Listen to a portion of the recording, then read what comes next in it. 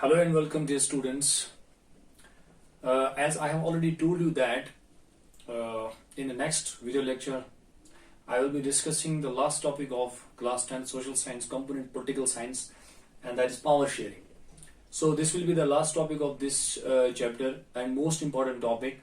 So within this topic, we will discuss about the forms of power sharing.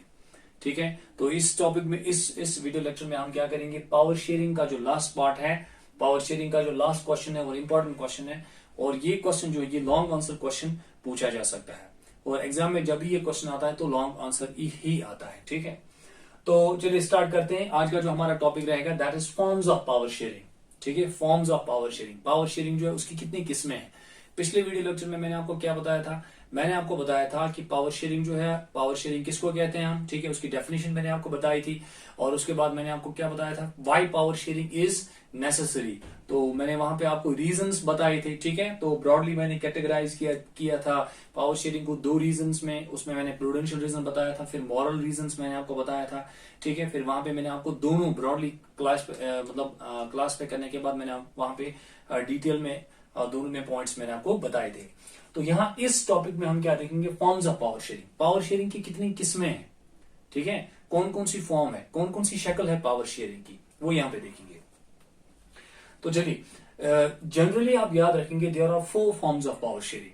There are 4 forms of power sharing. One is called as horizontal power sharing, another is called as vertical power sharing, then third comes the community power sharing, then fourth one comes power sharing among political parties, pressure groups, interest groups, and we can say other social groups. ठीक है, तो social groups भी हम कह सकते हैं. तो इन चारों के चारों फॉर्म्स को हम क्या करेंगे, एक एक करके डिस्कस करेंगे. मैं फिर से बताऊंगा आपको, there are 4 forms of power sharing: horizontal power sharing, vertical power sharing, community power sharing, and power sharing among political parties and pressure groups. ठीक है, प्रेशर ग्रुप्स या इंटरेस्ट ग्रुप्स भी आप इसके साथ जोड़ सकते हैं. तो ये 4 फॉर्म्स है पावर शेयरिंग की. चलिए स्टार्ट कर लेते हैं पहले से. Number first comes the horizontal power sharing. देखें, जब हम हॉरिजॉन्टल और वर्टिकल की बात करते हैं हम, ठीक है, तो हॉरिजॉन्टल और वर्टिकल तो आपको पता ही होगा. ठीक है, हॉरिजॉन्टल अगर हम देखेंगे तो इस तरह से हम लाइन ड्रॉ करते हैं, और उसके बाद जब हम वर्टिकल की बात करते हैं तो इस तरह से लाइन ड्रॉ करते हैं. ठीक है, जैसे हम क्या करते हैं, लैटिट्यूड्स एंड लॉन्जिट्यूड्स हम पढ़ते हैं.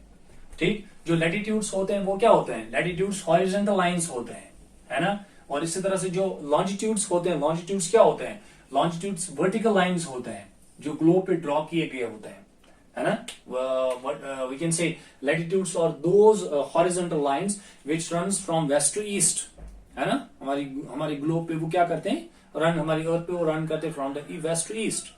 तो इसी तरह से जब हम लॉन्जिट्यूड्स की बात करते हैं, longitudes are those imaginary lines which are vertical in nature, जो वर्टिकल नेचर में होते हैं, and they run from the north to south, है ना, इस डायरेक्शन में ये मूव करते हैं. तो यहाँ पे कॉन्सेप्ट क्या है, एक तो है हॉरिजॉन्टल का और दूसरा है वर्टिकल का.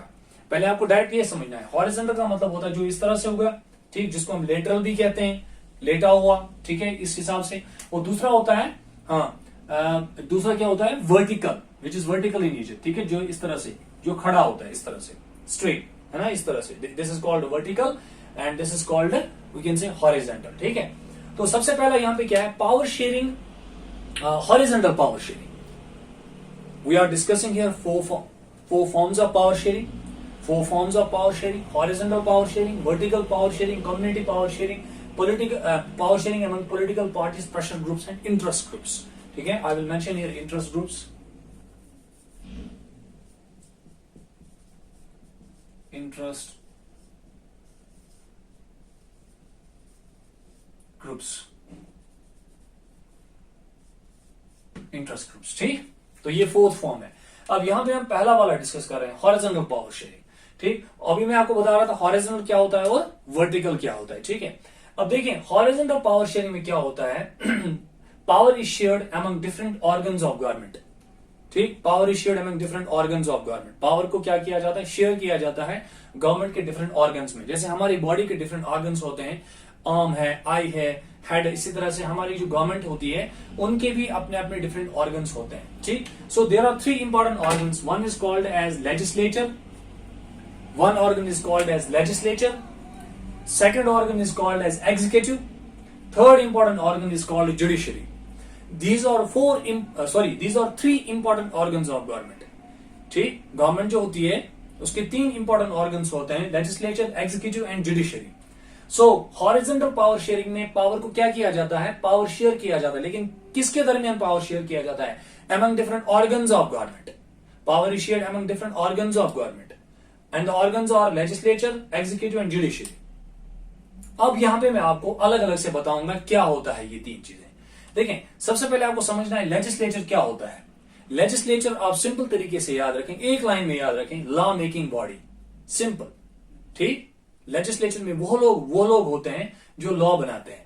ठीक, क्या होता है कि डेमोक्रेटिक सिस्टम में क्या होता है, डेमोक्रेटिक सिस्टम में इलेक्शंस होते हैं, और इलेक्शंस में क्या होते हैं, लोग क्या करते हैं, पोलिंग बूथ्स पे जाके जो अडल्ट्स होते हैं जिनकी एज, इंडिया की बात करेंगे, जिनकी एज 18 या 18 से ज्यादा होगी, वो क्या करते हैं, वो पोलिंग बूथ पे जाके अपने जो उनको रिप्रेजेंटेटिव चूज करना होगा उसको वोट डाल के उनको चूज करते हैं. उसके बाद मेजोरिटी में जो लोग, जिस पार्टी के मेजोरिटी मेंबर्स जो है जीत जाते हैं, वही पार्लियामेंट में जाके क्या करते हैं, गवर्नमेंट बनाते हैं. ठीक है, सॉरी, वही इंडिया में जाके गवर्नमेंट बनाते हैं.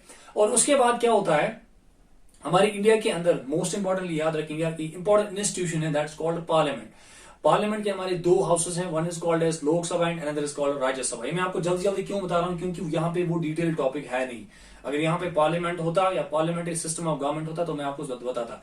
अब मैं आपको इसका थोड़ा सा मतलब जल्दी बता रहा हूं, लेकिन इंपॉर्टेंट है. ठीक, तो हमारी इंडिया का एक इंपॉर्टेंट इंस्टीट्यूशन है, ठीक है, दैट इज पार्लियामेंट. पार्लियामेंट के 2 इंपॉर्टेंट हाउसेस हैं, upper house is called Rajya Sabha and lower house is called Lok Sabha.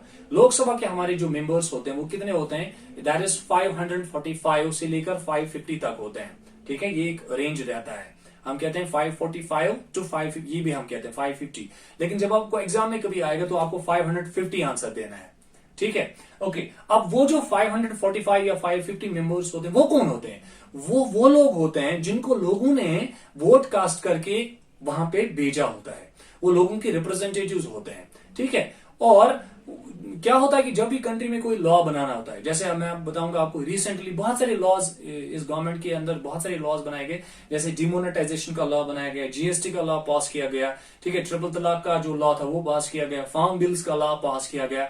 ये लॉज जो है ये किस तरह से बनाए जाते हैं, सबसे पहले जो बिल होती है वो कहां पे लाई जाती है, लोकसभा के अंदर लाई जाती है. वहां डिस्कशन होती है और वहां पे क्या होता है, वहां पे वोटिंग सिस्टम होता है, सिंपल वोटिंग सिस्टम होता है. ठीक है, जितने भी मेंबर्स वहां पे होते हैं वो क्या करते हैं, जिनको मर्जी होगी वो उस बिल के हक में वोट डालते हैं, जिनको मर्जी होगी वो उस बिल के अगेंस्ट वोट डालते हैं. और उसके बाद देखा जाता है मेजॉरिटी में जिन लोगों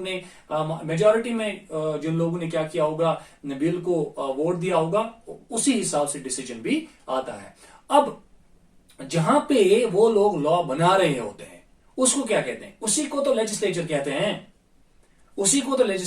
हैं. क्यों कहते हैं उसको लेजिस्लेचर, क्योंकि वहां पे जो इंपॉर्टेंट पर्संस होते हैं, क्योंकि वहां पे जो रिप्रेजेंटेटिव्स होते हैं उनको कहते हैं we can say law making body.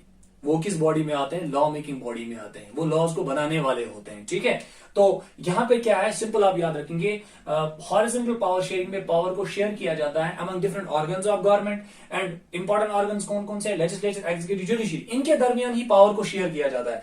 इसका मतलब है कुछ पावर जो होते हैं वो लेजिस्लेचर के पास होते हैं, और लेजिस्लेचर के पास कौन से पावर्स होते हैं, इसमें जो मेंबर्स आते हैं लेजिस्लेचर में, जो हमारे रिप्रेजेंटेटिव्स होते हैं, उनके पास कौन से पावर्स होते हैं, उनके पास होते हैं लॉ मेकिंग पावर्स, वो लॉज को पास करते हैं. ठीक है, चलिए अब एग्जीक्यूटिव में कौन लोग आते हैं. एग्जीक्यूटिव का मतलब होता है, देखें, लॉ को बनाने के बाद क्या होता है, लॉ को इंप्लीमेंट किया जाता है. ठीक, और लॉ को इंप्लीमेंट करने के लिए कौन सी बॉडी होती है, एग्जीक्यूटिव बॉडी होती है. याद रखेंगे आप. ठीक है, जैसे लोकल लेवल पे हमारी जो ऑफिशियल्स होते हैं वो एग्जीक्यूटिव लेवल पे आते हैं. ठीक, वो देखते हैं क्या चीजें अप्लाई हो रहे हैं कि नहीं हो रहे हैं. अब देखेंगे लेजिस्लेचर में लॉ बनने के बाद क्या होता है, ये इनकी ड्यूटी नहीं होती है लॉ को अप्लाई कराना, नहीं, ये लोकल लेवल पे जो हमारे ऑफिसर्स होते हैं उनको देखना होता है कि कौन सा लॉ बनाया गया, उसको अप्लाई किया जा रहा है कि नहीं किया जा रहा है. अब एग्जीक्यूटिव में ऐसी एक बॉडी आती है, ठीक है, जिनका काम क्या होता है, ये जो लॉ बनाया गया लेजिस्लेचर में उसको इंप्लीमेंट करना ग्राउंड लेवल पे. ठीक, अब देखें यहां पे मैं आपको समझाऊंगा एक चीज,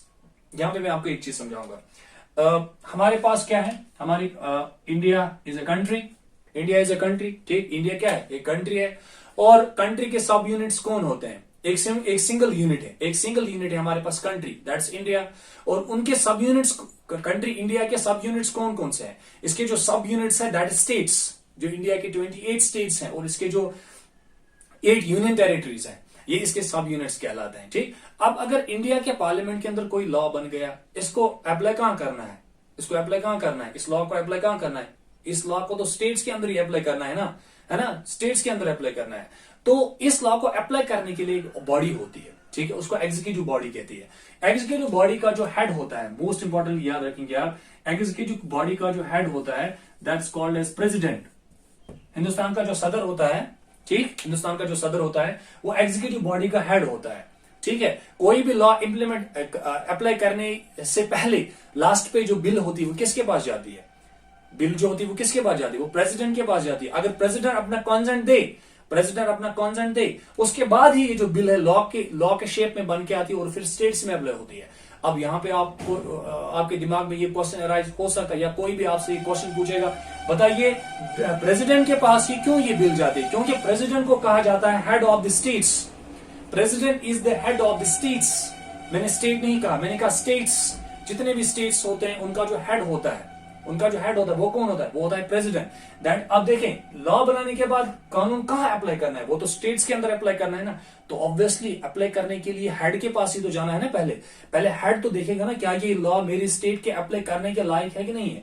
if this law is very feasible to apply in the states, there will be stake in the system, there will be stability in the system, there will be no such type of disorder in my state. तो देखेगा कि क्या इस law का कोई wrong consequence तो नहीं निकलेगा।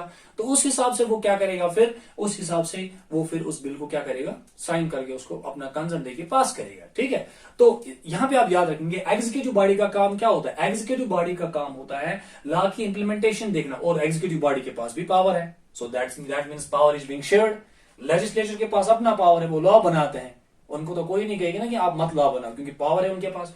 अब देखें, लॉ बनाने के बाद इनके पास पावर नहीं है अप्लाई करने का, नहीं, legislature can not apply the law, no. Legislature में जो बॉडीज होते हैं वो सिर्फ लॉ को पास कर सकते हैं, वो अपना वोट डाल के वो बोल सकते हैं क्या हम इसके हाथ में कि नहीं है, लेकिन उसको इंप्लीमेंट करने में जो रोल प्ले करते हैं वो कौन करते हैं? वो एग्जीक्यूटिव बॉडी करती है। और if executive body is not favouring that law will be null and void. उस लॉ को नल एंड वाइड किया करा दिया जाएगा। हालांकि 545 मेंबर्स या 300 मेंबर या 400 मेंबर्स ने उनको उस बिल में वोट डाला होगा, लेकिन अगर एग्जीक्यूटिव बॉडी उसको नहीं मान रही है, उसको नल एंड वाइड करा दिया जाएगा। ठीक है, तो यहां पे लेकिन सिंपल है ये मतलब फिर यहां पे एक्सेप्शंस आते हैं, जैसे मनी बिल होती है या फाइनेंशियल बिल होती है, वहां पे क्या होता है, वहां पे लोकसभा का ही फाइनल में चलता है। ठीक है, वहां पे मतलब इन्हीं मेंबर्स का ही चलता है। वहां पे प्रेसिडेंट का जो है अगर उसको नल एंड वॉइड भी करा दे तो वहां पे कुछ नहीं कर सकते हैं वो। ठीक है, तो फिर वो बाद में हम पढ़ते हैं, पॉलिटिकल साइंस में बहुत सारे विंग्स पे निकलते हैं, बहुत सारे पॉइंट्स जो है टॉपिक्स आते हैं, वहां पे पढ़ते हैं। लेकिन मैं यहाँ पे आपको बेसिक बता रहा हूँ। ठीक है, बेसिक, वो फिर एक्सेप्शंस आप याद रखें, मैं एक्सेप्शंस भी बता रहा हूँ। एक्सेप्शंस होते हैं, कभी कभार एग्जीक्यूटिव बॉडी का नहीं चलता है। ठीक है, तो एक्सेप्शंस होते हैं, लेकिन जनरल सेंस में आप याद रखेंगे एग्जीक्यूटिव बॉडी जो होती है इनके पास पावर शेयरिंग कैसा होता है, इनके पास ये पावर शेयर होता है, लॉ बनाने के बाद वो इंप्लीमेंट कराते हैं। उसके बाद आती है हमारी important organ that's called judiciary. आप देखें, लॉ को बनाया भी गया, लॉ को इंप्लीमेंट भी किया गया। अब इंप्लीमेंट करने के बाद अगर ग्राउंड लेवल पे कभी भी कोई कॉन्फ्लिक्ट हो जाता है, कभी भी कोई डिसऑर्डर क्रिएट हो जाता है, लोगों के दरमियान लड़ाई हो जाती है, या लोग जो है उस लॉ को नहीं मान रहे होते हैं, कह रहे हैं कि नहीं ये लॉ हमारे लिए ठीक नहीं। जैसे अभी रिसेंटली हमने देखा इंडिया के अंदर फार्म बिल्स पास किए गए, फार्म लॉज बनाए गए, लेकिन फार्मर्स तब से अभी तक ग्राउंड में है, रोड्स पे है, वो प्रोटेस्ट कर रहे हैं, कह रहे हैं कि ये जो जितने भी फार्म बिल्स बनाए गए, फार्म लॉज बनाए गए, इनको आप रिपील करो, वापस ले लो। ठीक है, तो उसके बाद उन्होंने सुप्रीम कोर्ट में भी अर्जियां दायर कर दी। तो या हम सिंपल तरीके से अपना कह सकते हैं, जैसे जम्मू कश्मीर का जो आर्टिकल 370 था 35A, उसको एब्रोगेट करने के बाद यहाँ बहुत सारे ग्रुप्स गए सुप्रीम कोर्ट में और अर्जियां दायर की, कहा गया कि इसको दोबारा से वापस लाओ। तो जुडिशरी का काम क्या होता है? हाँ, ऐसा नहीं है कि लॉ बनाने के बाद, इंप्लीमेंट करने के बाद उसको रिपील नहीं किया जा सकता, नहीं, देयर इज एन ऑर्गन, वहां पे एक ऑर्गन है, that organ is called as judiciary. और जुडिशरी के पास अपने बराबर पावर्स होते हैं। पावर शेयरिंग में जुडिशरी को पावर दिया गया है कि वो क्या कर सकता है कि वो गवर्नमेंट को कभी कभार कटघरे में खड़ा कर सकती है, गवर्नमेंट से पूछताछ कर सकती है, एग्जीक्यूटिव बॉडी से पूछताछ कर सकती है, या कभी कभार क्या होगा कि कोई लॉ पास भी किया गया उसके बाद उस लॉ को रिपील भी करा सकती है कि ये बिल्कुल सही नहीं, ये गलत है, इसको आप तोड़ दो। तो जुडिशरी के पास इतने पावर्स होते हैं, ठीक। हम ये नहीं कहेंगे सारे पावर जुडिशरी के पास होते, नहीं। लेजिस्लेचर के पास भी पावर है, वो लॉ बनाते हैं। एग्जीक्यूटिव के पास पावर है, वो इंप्लीमेंट कराते हैं। जुडिशरी के पास पावर है, वो देखते हैं कि जुडिशरी में क्या आते हैं। जुडिशरी में कोर्ट्स आते हैं हमारे, ठीक है। जैसे हमारी कंट्री के अंदर सुप्रीम कोर्ट है, apex body and N apex institution, ठीक है, सुप्रीम कोर्ट है। इसके बाद हमारे स्टेट्स के होते हैं हाई कोर्ट्स, उसके बाद हमारे लोकल लेवल पे होते हैं जैसे सेशन कोर्ट्स होते हैं, म्यूनिसिपल कोर्ट्स होते हैं, ठीक है। तो लोकल कोर्ट्स होते हैं, तो वो जुडिशरी में आते हैं। जुडिशरी का काम होता है लोकल लेवल पे देखना, ठीक है। ये जो सिस्टम एक है पावर को शेयर किया, इसको हम कहते हैं horizontal power sharing. Horizontal power sharing ना, यहाँ पे एक क्वेश्चन अराइज होता है बच्चों को जब भी पढ़ाया जाता है, उनको डायरेक्ट बोला जाता है horizontal power of sharing, horizontal power sharing, बस उनको याद रहता है हॉरिजॉन्टल पावर शेयरिंग। लेकिन हॉरिजॉन्टल क्यों बोला गया है, क्यों बोला गया हॉरिजॉन्टल? अब यहां पे तो जरूरी नहीं था हॉरिजॉन्टल बोलना, डायरेक्ट बोला जा सकता था power is shared among different organs of government, तो सिंपल सी बात है, अंडरस्टैंड हो गया। यहां पे क्यों बोला जाता है हॉरिजॉन्टल पावर शेयरिंग? इसलिए बोला जाता है, देखें जब हॉरिजॉन्टल लाइन हम ड्रॉ करते हैं तो किस तरह से करते हैं, इस तरह लेटरल, इस तरह से ड्रॉ करते हैं ना, दिस इज हॉरिजॉन्टल, इस तरह से हॉरिजॉन्टल। अब हॉरिजॉन्टल का क्या मतलब है? हॉरिजॉन्टल का मतलब है जितने भी ये ऑर्गन्स हैं, चाहे लेजिस्लेचर है, चाहे एग्जीक्यूटिव है, चाहे जुडिशरी है, ये एक ही लेवल पे है, ये एक ही लेवल पे, ये एक दूसरे बढ़ के नहीं है, ये एक दूसरे से बढ़ के नहीं है, नहीं नहीं नहीं, ये बराबर है, दे आर इक्वल, एक ही लेवल, एक ही लाइन पे है, दे आर इक्वल, ये एक ही लाइन पे खड़े हैं, ठीक, ये एक ही लाइन पे है। अब देखें जब हम वर्टिकल में चले जाएंगे ना, वहां पे डिफरेंस है, वहां पे डिफरेंस है, वहां पे ऊपर नीचे है, यहाँ पे ऊपर नीचे नहीं है, यहाँ पे एक ही लेवल है, एक ही लेवल है, और एक ही लेवल पे तीनों बैठे हैं। हाँ, हालांकि अलग अलग पावर्स है। लेजिस्लेचर के पास जो पावर है वो एग्जीक्यूटिव नहीं कर सकता है, जो जुडिशरी के पास है वो लेजिस्लेचर नहीं कर सकता है। अलग अलग पावर्स है तीनों के पास, तीनों अपने पावर्स को एक्सरसाइज करते हैं, ठीक है, लेकिन एक ही लेवल पे है तीनों, चाहे लेजिस्लेचर बॉडी है, चाहे एग्जीक्यूटिव बॉडी है, चाहे जुडिशरी बॉडी है, लेवल एक ही है। हाँ, पावर्स अलग अलग है, पावर्स अलग अलग है। और जुडिशरी जो होती है ये हम कह सकते हैं ऑटोनॉमस बॉडी होती है, जुडिशरी ऑटोनॉमस बॉडी होती है, और इसके जो पावर्स होते हैं वो इतने होते हैं कि कभी कभार गवर्नमेंट को भी ये मतलब गवर्नमेंट से पूछताछ कर सकती है, गवर्नमेंट से कभी कह सकते हैं कि यहाँ पे जो नहीं कर रहे हो आप जल्दी करो, ठीक है, पावर्स इतने होते हैं, लेकिन लॉ नहीं बना सकती है, पावर अलग अलग है, पावर्स अलग अलग है, ठीक है। तो यहां पे आप याद रखेंगे जब हम कहते हैं कि फॉर्म्स ऑफ पावर शेयरिंग में हमने क्या कहा कि 4 फॉर्म्स ऑफ पावर शेयरिंग है, horizontal, vertical, community and other. पहला हमने डिस्कस किया हॉरिजॉन्टल पावर शेयरिंग, ठीक। हॉरिजॉन्टली देखेंगे तो 3 ऑर्गन्स होते हैं गवर्नमेंट के, लेजिस्लेचर, एग्जीक्यूटिव, जुडिशरी, तीनों एक ही लेवल पे होते हैं, कोई एक दूसरे से बड़ा नहीं होता है, लेकिन तीनों में क्या है, पावर अलग अलग दिए हुए हैं, और तीनों जो है पावर अलग अलग एक्सरसाइज करते हैं। ये क्यों किया जाता है? ये इसलिए किया जाता है, it ensures that none can exercise unlimited powers. ये इसलिए किया जाता है, डेमोक्रेसी में ऐसा इसलिए किया जाता है, ठीक है, क्योंकि देखा गया है, क्योंकि इसलिए किया जाता है ताकि इनमें से कोई अनलिमिटेड पावर्स को एक्सरसाइज ना करे, या हम कह सकते हैं पावर्स को एक्सप्लॉइट ना करे।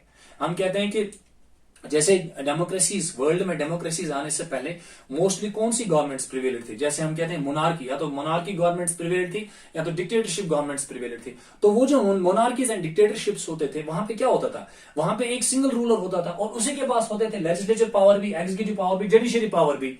जैसे मैं बोलूंगा आपको, यहाँ पे इंडिया में हम कहेंगे जो मोनार्किक सिस्टम के दौरान जो है मोनार्की में मुगल्स रूल कर रहे थे, और मुगल्स में देखा जाता था जो बादशाह होता था वही सब कुछ डिसाइड करता था, king was everything, and law making powers भी उसके पास होते थे। कोई कानून बनाना होता था खुद बनाता था, इम्प्लीमेंटेशन खुद देखता था, जुडिशरी फैसला तो खुद ही सुनाता था।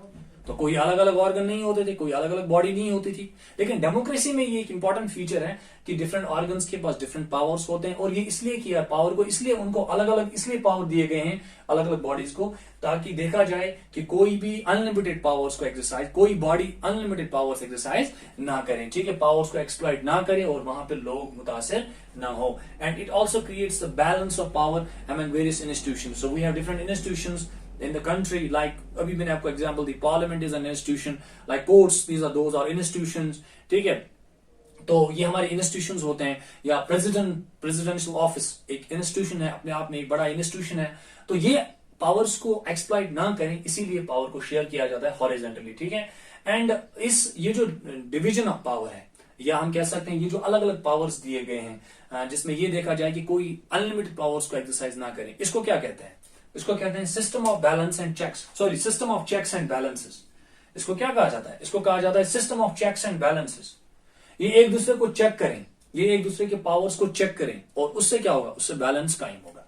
अगर किसी एक के पास ही पावर्स होते, वो अनलिमिटेड पावर्स को एक्सरसाइज करता, कॉन्फ्लिक्ट्स क्रिएट हो जाते, है ना, लड़ाइयां हो जाती, कुछ और हो सकता था, इंस्टेबिलिटी कंट्री में हो सकती थी, है ना, इमरजेंसीज क्रिएट हो सकते थे कंट्री में, और फिर वो वॉर्स, चाहे सिविल वॉर्स हो या फिर वो बाकी वॉर्स हो, उसकी शक्ल इख्तियार करता है।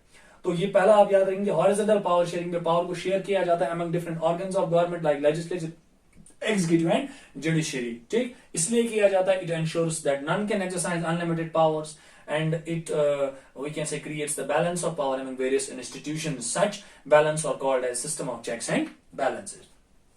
Then comes second important point, second important form of power sharing, that is vertical form of power sharing. अब यहां पे जो पावर शेयर किया जाएगा सिंपल है, लेकिन वो वर्टिकली किया जाएगा, ऐसे ऐसे पावर को शेयर किया जाएगा। ठीक है, अब देखें वर्टिकल पावर शेयरिंग में क्या होता है। वर्टिकल पावर शेयरिंग में पावर को शेयर किया जाता है अमंग गवर्नमेंट्स। अब गवर्नमेंट एक ही नहीं है, अभी मैंने आपको बताया country, there is a country India, वहां पे जो गवर्नमेंट है, वहां पे भी गवर्नमेंट चल रही है इस वक्त, जैसे बीजेपी की गवर्नमेंट है। उसके बाद हम स्टेट्स की बात करेंगे, जो जिनको हम सब यूनिट्स कहते हैं। ठीक, कंट्री एक यूनिट होती है, और जो स्टेट्स होते हैं वो होते हैं सब यूनिट्स, वो सब यूनिट्स होते हैं। ठीक है, अब सब यूनिट्स में भी गवर्नमेंट्स है, हर एक स्टेट में गवर्नमेंट है। जैसे महाराष्ट्र में गवर्नमेंट इस वक्त है, जैसे असम में गवर्नमेंट है, जैसे यूपी में गवर्नमेंट है, ये स्टेट गवर्नमेंट्स कहलाते हैं। तो एक ही गवर्नमेंट में थे कंट्री में, कंट्री में क्या है, कंट्री में गवर्नमेंट्स है, हम कहेंगे गवर्नमेंट्स है, चाहे फिर 28 स्टेट्स में एक ही सरकार क्यों ना हो, बीजेपी क्यों ना हो, लेकिन हम कहते हैं गवर्नमेंट्स, हम इसको गवर्नमेंट्स कहते हैं। ठीक, so vertically power is being shared among governments at different levels.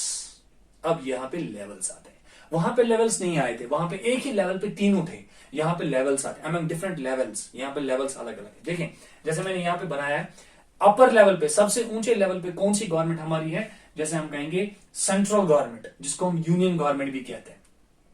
ठीक है, तो यहां एक लेवल पे ऊपर है। ठीक, उसके बाद हमारी जो दूसरी लेवल है, that comes the state level. मैंने पहले ही आपको बताया ना, एक सिंगल यूनिट है, कंट्री एक सिंगल यूनिट है, उसके जो सब यूनिट्स है वो स्टेट्स होते हैं। ठीक, और स्टेट्स जो होते हैं वो कंट्री से नीचे होते हैं, कंट्री के लेवल से नीचे होते हैं, बराबर नहीं हो सकते हैं, नीचे होते हैं, इसलिए तो सब यूनिट्स कहलाते हैं। तो दूसरे वर्टिकली दूसरे हम कह सकते हैं लेवल पे कौन आते हैं, हमारे स्टेट गवर्नमेंट्स आते हैं। पहले लेवल पे आ गई हमारी सेंट्रल गवर्नमेंट, जिसको हम यूनियन गवर्नमेंट भी कहते हैं, मैंने यहां पे लिखा यूनियन गवर्नमेंट। ठीक है, उसके बाद दूसरे लेवल पे सब यूनिट में कौन से आते हैं, स्टेट गवर्नमेंट्स आते हैं। फिर उसके बाद सबसे नीचे लेवल पे कौन सी गवर्नमेंट आती है, उनको हम कहते हैं local level governments, local level governments. ठीक है, तो लोकल लेवल गवर्नमेंट्स में हमारे पास दो तरह की गवर्नमेंट्स आते हैं लोकल लेवल गवर्नमेंट्स में। एक लोकल लेवल गवर्नमेंट है जो अर्बन लेवल पे आती है, शहरों में जो होती है गवर्नमेंट होती है। ठीक है, या सिटीज में, टाउन्स में जो गवर्नमेंट होती है, उसको हम कहते हैं म्यूनिसिपल गवर्नमेंट्स, या म्यूनिसिपल गवर्नमेंट हम कहेंगे। और उसके बाद लोकल लेवल में दूसरे साइड पे कौन सी गवर्नमेंट आती है, जो रूरल लेवल पे होती है, जो गांव के लेवल पे होती है। ठीक, उनको हम कहते हैं पंचायत गवर्नमेंट्स, या जिसको हम पंचायती राज सिस्टम कहते हैं। ये होगी हमारी लोकल लेवल गवर्नमेंट्स। अब एक ही गवर्नमेंट मत है, कितने गवर्नमेंट्स है, डिफरेंट टाइप्स ऑफ गवर्नमेंट्स है, सेंट्रल गवर्नमेंट और यूनियन गवर्नमेंट, स्टेट गवर्नमेंट्स। ठीक, उसके बाद लोकल गवर्नमेंट, लोकल गवर्नमेंट में भी कौन कौन सी गवर्नमेंट है, जो हमारी अर्बन लेवल पे होते हैं, चाहे सिटीज हैं, टाउन से, वहां पे जो गवर्नमेंट होती है वो म्यूनिसिपल गवर्नमेंट होती है। ठीक, जो रूरल लेवल पे गवर्नमेंट होती है वो पंचायत गवर्नमेंट होती है। अब यहां पे क्या किया गया है, आपको एक चीज याद रखनी, जैसे मैंने पिछले वीडियो में मैंने आपको बताया था, 1949 में जब इंडियन कॉन्स्टिट्यूशन बनाया गया, इंडियन कॉन्स्टिट्यूशन को अप्लाई करने के बाद क्या बोला गया, लिस्ट्स बनाए गए, डिफरेंट टाइप्स ऑफ लिस्ट्स बनाए गए। ठीक, जैसे कौन कौन से लिस्ट बनाए गए, यूनियन लिस्ट बनाया गया, स्टेट लिस्ट बनाया गया, और उसके बाद जो है लोकल लेवल के लिए जो है बाद में उनको भी पावर्स दी गई। लेकिन पहले क्या था, पहले यूनियन लिस्ट और स्टेट लिस्ट्स बनाए गए। यूनियन लिस्ट में डिफरेंट सब्जेक्ट्स रखे गए, जैसे मैं बोलूंगा कुछ सब्जेक्ट्स के नाम बोलूंगा, जैसे डिफेंस है, जैसे फॉरेन अफेयर्स है, जैसे कम्युनिकेशन है, जैसे करेंसी है। ठीक है, जैसे एटॉमिक एनर्जी है। ये ऐसे सब्जेक्ट्स आते हैं जो जिनके पावर्स, जिनके रिगार्डिंग पावर जो वो किसके पास है, वो यूनियन के पास है। ठीक है, वो सेंटर के पास है। जैसे मैं बोलूंगा करेंसी, कोई स्टेट करेंसी प्रिंट नहीं कर सकती है, कंट्री करंट करेंसी प्रिंट कर सकती है। ठीक है, तो करेंसी के पावर उनके पास है। डिफेंस, कोई भी डिफेंस का मसला होगा, कंट्री के अंदर कोई भी सिचुएशन, मतलब हम कह सकते हैं कोई एडवर्स सिचुएशन होगी, तो कंट्री में क्या हो सकता है, जो है इमरजेंसी, मिलिट्री इमरजेंसी जो है, या हम कह सकते हैं डिफेंस इमरजेंसी जो है, वो कौन ला सकता है, वो कंट्री ला सकती है, स्टेट नहीं ला सकती। तो क्यों? क्योंकि वो पावर किसके पास है, वो यूनियन के पास है। इसी तरह से फॉरेन अफेयर्स, जो भी डिफरेंट कंट्री के साथ हमारे ताल्लुकात होते हैं, कंट्री के जो इकोनॉमिक टाइप्स होते हैं, ट्रेड्स होते हैं, बाकी जो डिस्कशंस होते रहते हैं, वो कौन करता है, वो कंट्री करती है। कोई स्टेट फॉरेन अफेयर्स के साथ ताल्लुक नहीं रख सकती, मतलब छेड़छाड़ नहीं कर सकती है। फॉरेन अफेयर्स के पावर जो वो किसके पास है, वो कंट्री के पास है। ठीक, इसी तरह से हम कहेंगे डिफेंस, फॉरेन अफेयर्स, करेंसी, इस एटॉमिक एनर्जी, हम कहेंगे एटॉमिक एनर्जी। जैसे हमारी कंट्री के पास एटॉमिक पावर है, तो ये एटॉमिक पावर जो है, जो पावर्स हैं किसके पास है, कंट्री के पास है। कोई स्टेट के पास जो है एटॉमिक एनर्जी जो है वो नहीं हो सकती। ये सारी एटॉमिक एनर्जी किसके पास होगी, ये कंट्री के पास होगी। ठीक है, तो ये सब्जेक्ट्स जो है, इन सब्जेक्ट्स के रिलेटेड जो पावर्स रखे गए वो यूनियन लिस्ट में रखे गए, और यूनियन के पास वो पावर है। उसके बाद हम कहेंगे स्टेट के पास। हाँ, ऐसा नहीं है कि स्टेट के पास पावर्स नहीं है, स्टेट्स को भी पावर्स दिए गए, जैसे एजुकेशन है, हेल्थ इंफ्रास्ट्रक्चर है, या हम कह सकते हैं फॉरेस्टर्स है, वाटर जो है, या पावर पीडीडी, पावर डिपार्टमेंट है। ठीक है, ये ऐसे कुछ सब्जेक्ट्स हैं जिनके रिलेटेड पावर्स जो वो किन को दिए गए, वो स्टेट्स को भी पावर्स मिले, और उनको बोला गया आप ऑटोनॉमस लेवल पे, इंडिविजुअल लेवल पे आप डिसीजंस ले सकते हैं। उन सब्जेक्ट्स के रिलेटेड आपको सेंटर के पास नहीं जाना है, हाँ क्या मैं इसके रिलेटेड लॉ बनाऊं, नहीं, आप इंडिपेंडेंट हो, आप इसके रिलेटेड लॉ बना सकते हैं। ठीक है, सेंटर के पास जाने की जरूरत नहीं है। हाँ, लेकिन जो यूनियन के पास पावर है वो उन सब्जेक्ट्स के रिलेटेड स्टेट्स लॉ नहीं बना सकते हैं। तो स्टेट्स के पास भी पावर्स, ठीक, स्टेट लिस्ट में जो भी सब्जेक्ट्स आते हैं उन सब्जेक्ट्स के रिलेटेड किसके पास पावर्स होते हैं, स्टेट्स के पास पावर्स होते हैं। ठीक है, इसी तरह से जैसे मैं बोलूंगा आपको लोकल लेवल पे जो गवर्नमेंट्स आते हैं, जो लोकल लेवल पे गवर्नमेंट्स आते हैं, जैसे अर्बन लेवल पे हमारी जो गवर्नमेंट्स है वो म्यूनिसिपल गवर्नमेंट्स कहलाती है, रूरल लेवल पे जो गवर्नमेंट्स है वो पंचायत गवर्नमेंट्स कहलाती है। तो जो लोकल लेवल पे गवर्नमेंट्स होते हैं उनके पास भी पावर्स होते हैं। जैसे रिसेंटली आपने देखा था, लोकल लेवल को और ज्यादा स्ट्रांग किया गया। किससे स्ट्रांग किया गया? जैसे डीडीसी इलेक्शंस हो गए, रिसेंटली आपने डीडीसी इलेक्शंस देखे, तो जब डीडीसी इलेक्शंस हुए उसके बाद डीडीसी को पावर्स भी मिले, है ना, डीडीसी को पावर्स भी मिले, एग्जीक्यूटिव पावर्स मिले डीडीसी को। तो उससे क्या हुआ, उससे लोकल लेवल की जो गवर्नमेंट है उनको ज्यादा स्ट्रांग किया गया। ठीक, जो पंचायती राज एक्ट 1989 है जम्मू कश्मीर का, उसको ज्यादा स्ट्रांग किया गया रिसेंटली, और उसके बाद उसी एक्ट के तहत डीडीसी इलेक्शंस हुए, और ये कहा गया कि लोकल लेवल पे जो हमारी गवर्नमेंट्स है उनको उतने ही पावर होनी चाहिए जितने स्टेट लेवल या कंट्री लेवल पे पावर्स होते हैं, उनको उतने ही पावर होते हैं। जैसे हमारे रूरल लेवल पे जो हमारा जो एक इंपॉर्टेंट इंस्टीट्यूशन होता है, दैट्स कॉल्ड ग्राम पंचायत। जो ग्राम पंचायत का जो हेड होता है, जिसको सरपंच कहते हैं, ठीक है, सरपंच के पास पावर्स होते हैं। वो लोकल लेवल पे जो भी कोई काम होगा, फंड्स रिलीज करने होंगे, कोई ड्रेन बनानी होगी, कोई ब्रेस्ट वॉल बनाना होगा, कोई भी इंफ्रास्ट्रक्चरल डेवलपमेंट, कोई रोड बिल्डअप उसको करना होगा, या पैच वर्क्स करने होंगे, कोई लोकल लेवल पे किसी स्कूल को कोई चीज की जरूरत होगी, वो डेवलपमेंट्स करने होंगे, स्टेट के पास जाने की जरूरत नहीं है। जो लोकल लेवल पे हमारी गवर्नमेंट है, पंचायत गवर्नमेंट है, वो क्या करेगी, वो उन चीजों को देखेगी, और जो वहां पे जो हमारी मेंबर्स होंगे, ठीक है, वहां पे जो हमारी लेजिस्लेचर होगी, हाँ लेजिस्लेचर ही कह सकते हैं, हालांकि लेजिस्लेचर तो नहीं कहेंगे, लेकिन उस हिसाब से मैं कहूंगा, मतलब वो एक तरह से लेजिस्लेचर ही होती है, क्योंकि वो हमारे ही चुने हुए बंदे होते हैं, रिप्रेजेंटेटिव्स होते हैं। ठीक है, तो वहां पे वो क्या कर सकते हैं, डिसीजन ले सकते हैं, या पंचायती राज एक्ट में जो उनके पास पावर्स होते हैं, वो फंड्स को रिलीज कर सकते हैं। ठीक है, फंड्स दे सकते हैं लोगों को, जो भी डेवलपमेंटल काम होंगे वो कर सकते हैं। या जो डीडीसी इलेक्शंस हुई वो किस लिए हुई, वो इसलिए हुई ताकि जो भी डेवलपमेंटल वर्क्स होंगे वो किए जाएंगे लोकल लेवल पे। ठीक है, लोकल लेवल पे जो भी लोगों के प्रॉब्लम्स होंगे वो लोकल लेवल पे ही एड्रेस किए जाएंगे, वो बेचारे दर बदर ना बढ़ के। ठीक है, हाँ, लेकिन अगर रियल लेवल पे अप्लाई किया जाए तब। ठीक है, तो ये सुविधा बिल्कुल कॉन्स्टिट्यूशन ने ये सब चीजें रखी हुई है। और यहां पे हम क्या देख रहे हैं कि यूनियन लेवल के पास भी पावर है, स्टेट्स के पास भी पावर है, लोकल लेवल के पास भी पावर है। ठीक, so vertically power is being shared among different governments at different levels, इसीलिए ये वर्टिकल पावर शेयरिंग है। यूनियन लेवल ऊपर है, स्टेट फिर नीचे, फिर सबसे नीचे लोकल लेवल।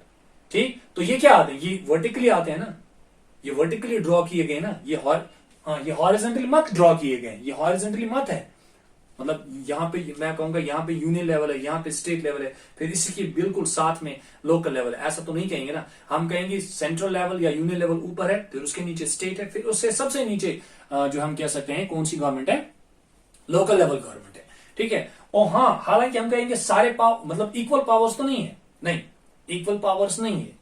जो फेडरल कंट्री होती है, एक फेडरल कंट्री होती है, India is a federal country, ठीक। और कौन सी फेडरल कंट्री है, कमिंग टुगेदर फेडरल कंट्री है, ठीक है। नो सॉरी वो हम लेटर ऑन दूसरे लेक्चर में वो आपको मैं बताऊंगा। दूसरा चैप्टर है फेडरलिज्म, वहां पे मैं आपको समझाऊंगा किस तरह से जो है फेडरलिज्म, कैसे इंडिया कौन सी टाइप ऑफ फेडरलिज्म है।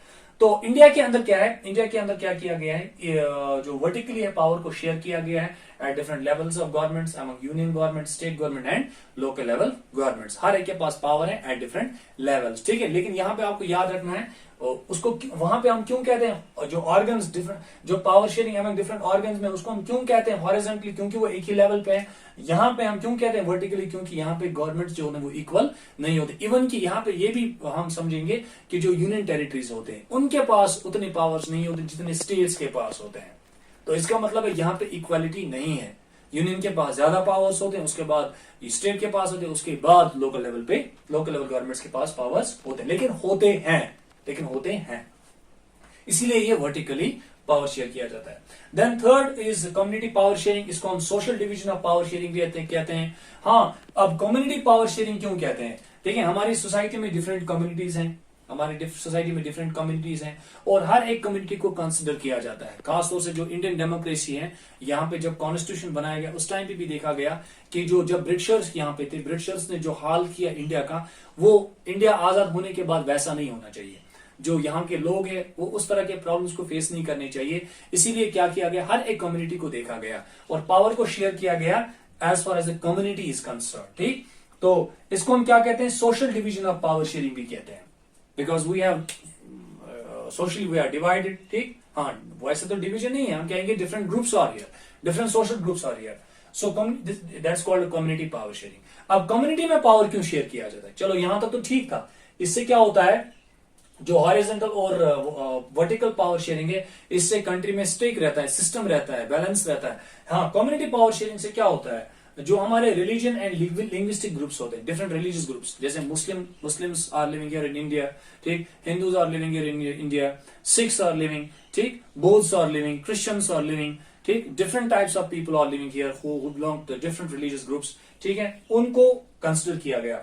And linguistic groups, here are different linguistic groups, different types of language are being spoken here, like we see that Indian constitution में अगर हम देखेंगे तो इंडिया की कितनी ऑफिशियल लैंग्वेज है, there are 22 official language of India, है ना, 22 ऑफिशियल लैंग्वेज है। और अगर हम देखेंगे कितनी लैंग्वेज बोली जाती है, ठीक, डायलेक्ट्स और सब डायलेक्ट्स को छोड़ के मुझे लगता है 700-800 लैंग्वेज बोले जाते हैं, ठीक है। तो उसके बाद जब हम डायलेक्ट्स को भी मिलाते हैं, सब डायलेक्ट्स को मिलाते हैं, फिर तो ये ज्यादा हो जाता है, फिर तो 1000 से ज्यादा। किसी भी कंट्री में इतनी लैंग्वेज